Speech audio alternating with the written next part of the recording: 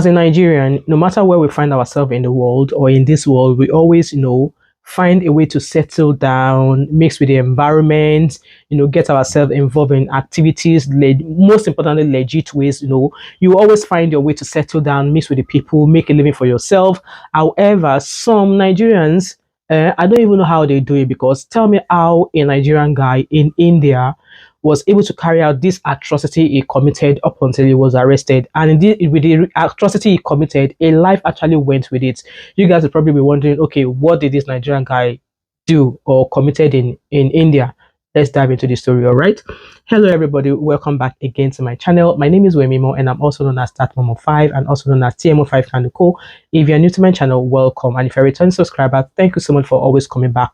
Okay, so I found this news. Actually, I found it on Punch, and I'm going to screenshot it here. And I also found it on an Indian news website. It's called the New Indian Express. I'm going to put the screenshot as well here. I actually found the story on this on my Yahoo timeline, and I tried to read about it, and whoops, it was a Nigerian that was involved. So let me read the story, because I think the story is pretty much straightforward on Punch Nigerian newspaper than the other one. So it says here that the Indian police have arrested a 31-year-old Nigerian-born man named Chijioke John Okoye for allegedly blackmailing and extorting money from a woman who later died by buying themselves on the 1st of March. So guys, before I proceed with this story, I really don't like the idea of, obviously, when I bring stories like this, people decide to become tribalistic.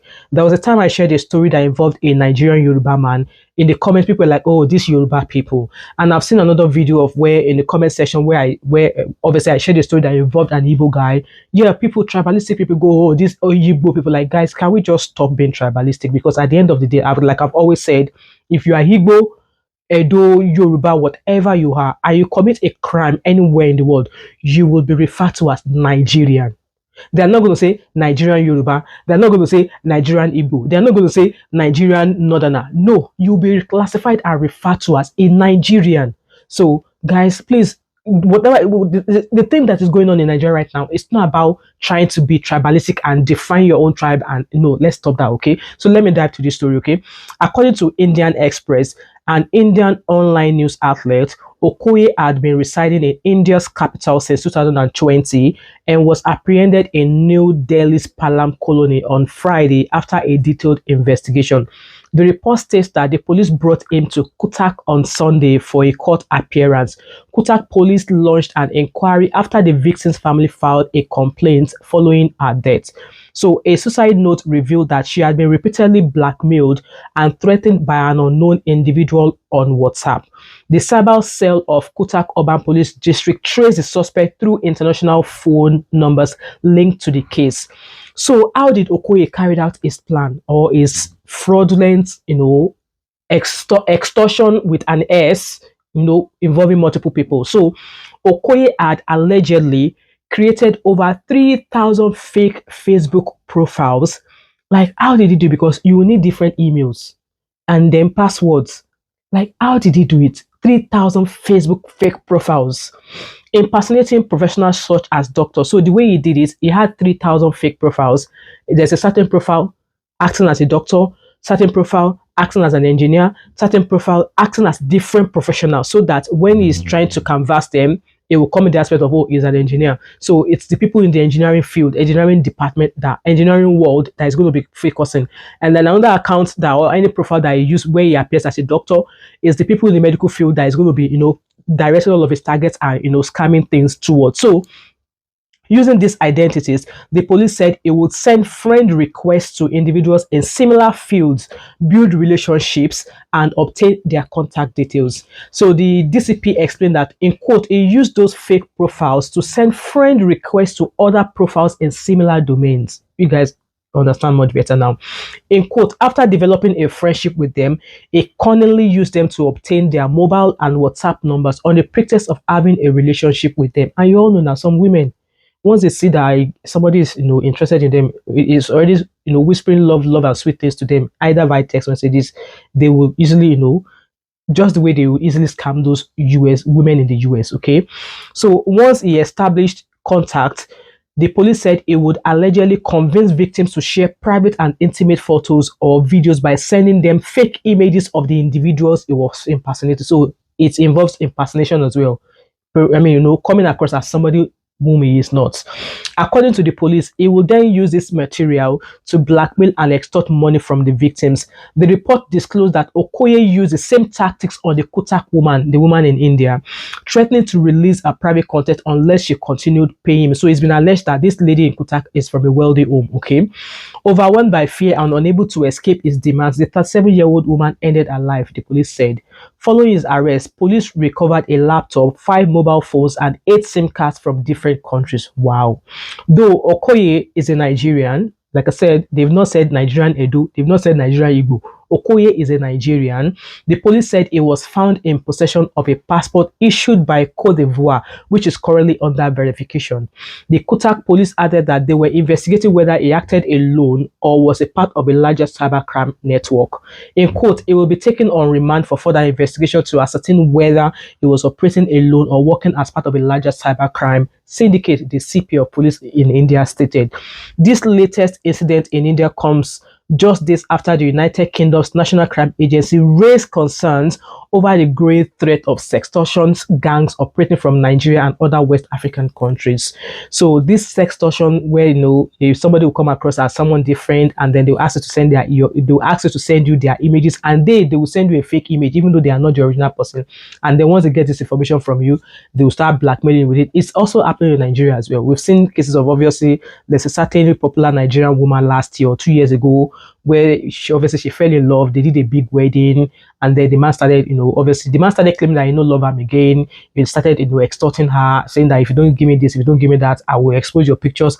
And we saw a video of a popular Nigerian Nollywood actress as well. I think her name is Moyo Lawal. She was getting down with a man. Only God knows what transpired with she and a man. And video where where she was getting down was, shared to the public. I guess the guy in question allegedly tried to blackmail her, but she was like, okay, before you blackmail me, yeah, put it out there. And that's not the only one again. There's another video of another younger lady as well who was being blackmailed. Obviously, nude pictures were being sent everywhere because, in fact, Empress in Jama, she's another Nollywood actress, where the man she was allegedly dating before, they went their separate ways. This man started, sharing her pictures of where she was in the bathroom, cleaning herself up, nude images of her. Things like this are happening from Nigeria. And I'm not surprised that obviously this guy is a Nigerian who was caught in this act. So this is actually it's not only a problem in India, it's also a bigger problem here in the UK. And you guys will have seen from multiple videos I've shared on my channel here, it's also a bigger case in the US as well. In fact, was it not late last year, 3 boys were extradited from Nigeria to the US because they blackmailed a 17-year-old boy, and at the end of the day, the money they were asking this boy was not able to provide it, and they threatened that they were going to release his pictures, his nude pictures, and this 17-year-old boy in the US end up unaliving himself.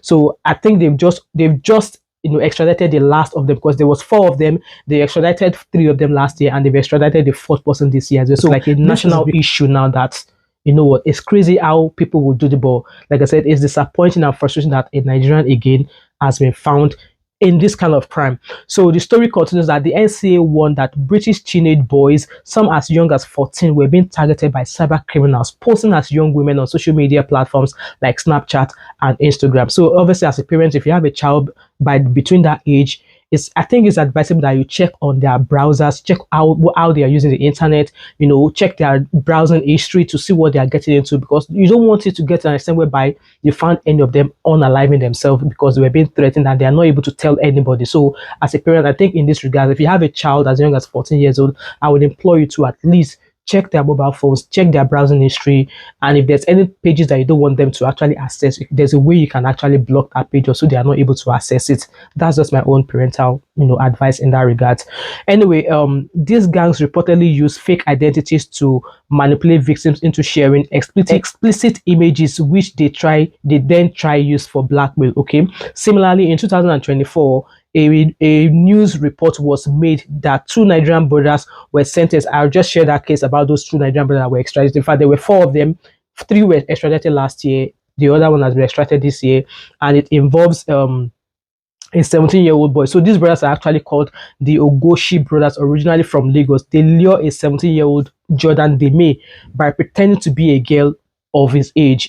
They coerced him into sending explicit photos before using them to extort him. Tragically, Deme to his own life less than 6 hours after their Instagram exchange, saying that they were going to, publish his pictures. So these are things that's happening, and it's so sad that people. This is something that's happened. It has taken the life of somebody. Like I said, a young lady has died in this scamming thing that they all go about doing out and blackmailing people. So with this investigation that has been carried out by the Indian police in regards to this Chijoke guy, they said that details about his financial transactions, including where the accused kept his extorted money and how he spent it, is also under investigation.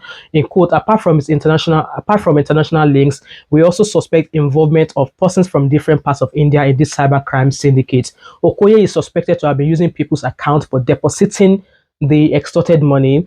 We have also collected information from some banks about his financial transactions and are hopeful of gathering more details during interrogation, according to the DCP police in India. A dedicated team of police officers, including ACP, inspector in charge of the station, special squad, and officers of economic offences wing and cybercrime police station, has been constituted to interrogate Okoye, the police said. The accused was arrested from New Delhi on the 21st of March and brought to Cuttack on Sunday to be produced in court. As per notice, he had been living in the Palam colony of the national capital since 2020. So, guys, that's the news there. Like I said, it's so. I don't understand how people thought making other people's lives miserable is the way they could earn a living. If you make people's life miserable because you want to earn a living, trust me, that living that you think you've made from making that person's life a misery, you're also going to live a life of misery, because at the end of the day, the money you're spending, you made it from crime. Hmm? They said Caesar what belongs to Caesar. Okay, you've made that money via crime. Trust me, that money you thought you've made is also going to go away through crime. It's going to go away through. You're going to spend it one way or the other. Either hijack, some people carry it from somewhere and they take that money off it. But in essence, what I'm trying to say is, it's like, guys, we can do better. We can do better. Diaspora is for everybody to come make a better, to come make their life better. But in the process of you making your life better, please do not disrupt other people's life. Now, a young woman, a 37-year-old woman, her life has ended because this guy, blackmailed her, and because she thought it was going to put all of her pictures out there, she took her own life. Guys, this is a very, very sad story, and like I said, this is not the first type of this story that is coming out. I was just surprised that India, a Nigerian based in India, did this. Guys, leave your thoughts and opinion in the comment section. And what do you think about this story? What do you think about this story? Like I said, Nigerians, we can do better. The action of one person can actually have a massive impact on an entire community of that origin, of that ethnicity. You being a Nigerian, you commit such a crime in the UK, all of the remaining Nigerians, they're going to start looking at us with the same eye. And it doesn't speak good. It doesn't speak well about us. Yes, they will tell us not to speak about Nigerian in a negative impact, but look at what Nigerians in diaspora are doing. Some, not all. Look at what some are doing. And then the economy back home, I know economy back home is not great. The authority, whatever it is we have back home in Nigeria, is not great. Even that alone should help you sit down and actually look at how you actually want to focus your life. That is it worth it living in a country where it's jaga jaga, to now come to a country where there's a working system where you can keep your head down and make a better living, make a better life of yourself, and live a good life. But no, now their brother is going to be languishing. I don't even want to imagine how Indian prison look like. But with that being said, guys, crime is not the way to make quick money. It's not the way to make quick money. This is your hands. Is enough. Learning skills, trades, you know, online. There's lots of online things you can learn to make a living for yourself, but some people just resort to crime. Like, crime is not the best way to make a living. I just have to put that out there. Anyway, guys, thanks so much for watching this video. If you've watched it and you've not subscribed to my channel, what are you waiting for? Don't forget to like, drop a comment in the comment section, subscribe if you've not yet done so, turn on the post notification, share this video. Do not hesitate to join my membership, and I'll catch up with you in another video. All right, bye for now. Bye.